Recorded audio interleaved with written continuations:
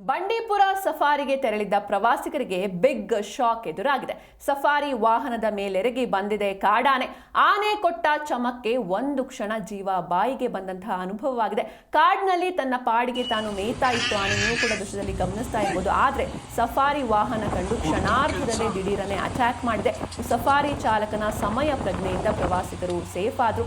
ಕಾಡಾನೆ ದಾಳಿಗೆ ಬೆಚ್ಚಿ ಬಿದ್ದಿದ್ದಾರೆ ಪ್ರವಾಸಿಗರು. ವಾಹನ ರಿವರ್ಸ್ ನಲ್ಲಿ ಚಲಾಯಿಸಿ ಸಮಯ ಪ್ರಜ್ಞೆಯನ್ನ ಮೆರೆದಿದ್ದಾರೆ ಚಾಲಕ. ನೀವು ಕೂಡ ನೋಡ್ತಾ ಇರಬಹುದು ದೃಶ್ಯದಲ್ಲಿ. ಒಂದೊಳ್ಳೆ ಎಕ್ಸ್ಪೀರಿಯನ್ಸ್ ಸಿಗ್ಲಿ ಅಂದ್ರೆ ಪ್ರಾಣಿಗಳನ್ನ ಹತ್ರದಿಂದ ನೋಡ್ಬೇಕು ಅಂತ ಸಫಾರಿಗೆ ಹೋಗ್ತಾರೆ ಜನ. ಆದ್ರೆ ಇದು ಇಷ್ಟು ಹತ್ರದಲ್ಲಿ ಗಜರಾಜ ದರ್ಶನವನ್ನ ನೀಡಿರುವಂಥದ್ದು. ತನ್ನ ಪಾಡಿಗೆ ತಾನು ಒಂದ್ ಕಡೆ ಮೇಯ್ತಾ ಇರುತ್ತೆ.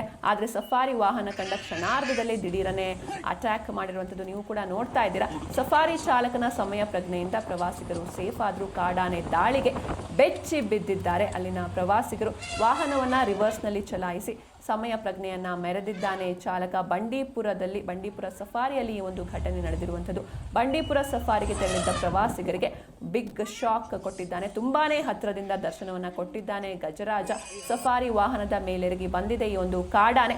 ಆನೆ ಕೊಟ್ಟ ಚಮಕ್ಕೆ ಒಂದು ಕ್ಷಣ ಜೀವವೇ ಬಾಯಿಗೆ ಬಂದಂತಹ ಅನುಭವವಾಗಿದೆ. ಕಾಡಿನಲ್ಲಿ ತನ್ನ ಪಾಡಿಗೆ ತಾನು ಮೇಯ್ತಾ ಇರುತ್ತೆ ಆನೆ. ಆದ್ರೆ ಏಕಾಏಕಿ ಅದಕ್ಕೆ ಏನ್ ಅನ್ಸುತ್ತೋ ಏನೋ ಸಫಾರಿ ವಾಹನ ಕಂಡು ಕ್ಷಣಾರ್ಧದಲ್ಲೇ ದಿಢೀರನೆ ಅಟ್ಯಾಕ್ ಮಾಡಿದೆ.